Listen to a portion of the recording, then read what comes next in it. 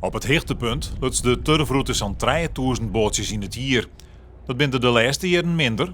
Dus wordt er in de manden met het Frieske Marrenproject een werk om die oude aantallen weer rond te krijgen.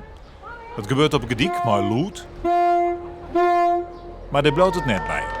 We hebben deze oerstapplaats, om de mensen vanuit de boot op een wal te krijgen, hebben we hier de nieuwe oerstapplaats gerealiseerd.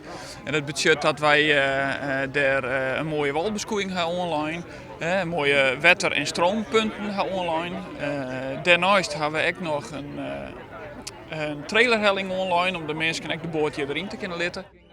En op dat oerstapplak van bootjevatters is er nog één verzending bijkamer in Iepenen. Een modern toiletgebouwtje. De Griekse cel staan voor het beheer van de verzending. Dat wij dit runnen woonden, daar hebben wij over vergaderen. En toen wij met de gemeente goede afspraken maken, hebben wij zijn van dit gaan we doen. Het werk op de hele route is nog lang net klaar. Dat wordt nog rond 2000 centjes en kost het zo'n 10 miljoen euro.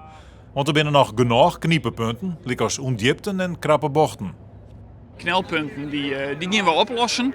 Wij gaan baggeren, wij gaan oevers gaan we herstellen en duurzaam inrichten. En dat betekent dat de route gewoon heel makkelijk toegankelijk is. En dat straks ook wat gruttere boten, want ja, de wereld om ons heen wordt steeds grutter.